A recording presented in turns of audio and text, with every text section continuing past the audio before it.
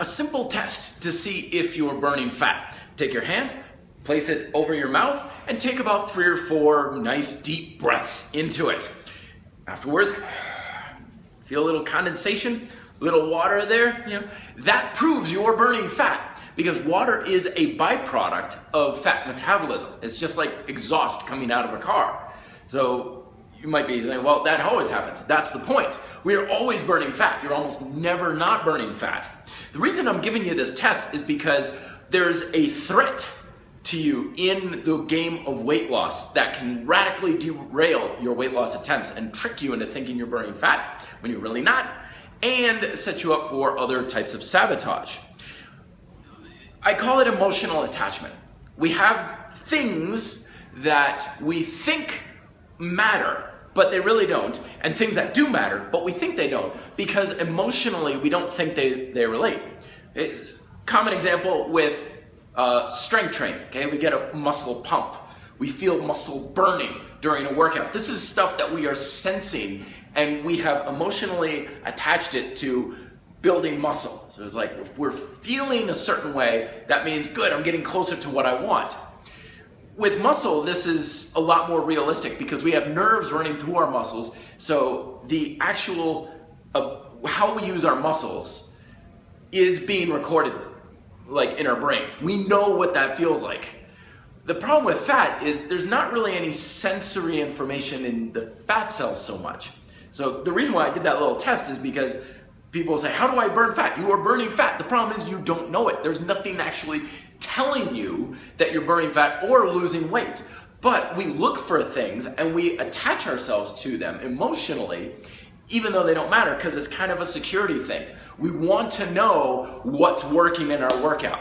So we take things like a high heart rate, fatigue, exhaustion, sweating. For me, whatever reason, I was working out for an hour. So we get these things that we can sense, and for whatever reason, we link them to burning fat or weight loss. And we think, well, if I'm feeling this way, that means I'm losing fat. We do this with food too. It's like, well, if it's organic, or if it's labeled healthy, or if it doesn't have too much sugar or whatever, then we link that to weight loss. The fact of the problem is, none of this may even matter, because fat on the body is governed not by what you eat, not by how you exercise or what your body does, but the balance between intake and outtake. The problem is, this balance can change and shift, and you would never even know it. Possibly. I mean, if you're very hungry, you're starving on a desert island, obviously it's shifted big. But this is the point I'm making, is you can be losing weight and not know it, or you could be doing things you think matter, but they really don't.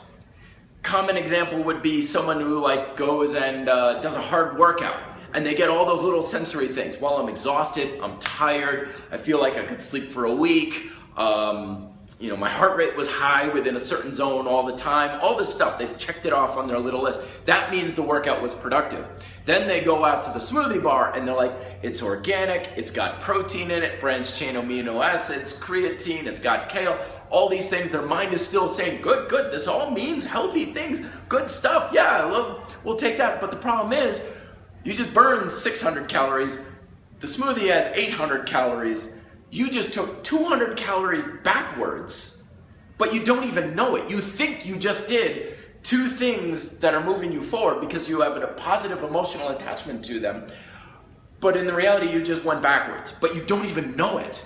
The other thing too is this frees you up from worrying about things that may not matter that much. It's like, oh man, I'm so hungry. You go to the restaurant, and they bring out the bread, and you're like, not bread, bread is basically, it's fattening, not bread. And you have a slice of bread, maybe 2, maybe even 3, and you're like, oh man, I royally effed up that one. Oh, now you're stressing over something you don't even need to, because calorically, you're really hungry. You could probably eat, 700 calories, and you'd be fine, and you just had 200 calories in bread, let's say. So you're worrying over nothing.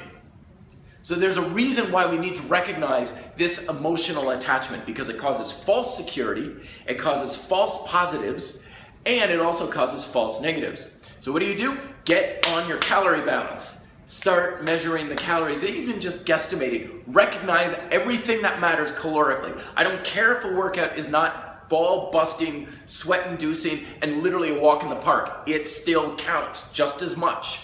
200 calories doing that is the same as 200 calories busting your ass. I don't care if it's organic, natural, fair trade, no hormones, blah, blah, blah. If it's 800 calories, it's 800 calories, same as like a couple of Snickers bars or whatever. It all peters out in the same. Don't get emotionally manipulated by the people who are telling you that one matters more than the other. It really doesn't in the long run. So there's your food for thought. Let me know yours down below. Till then, be fit, live free.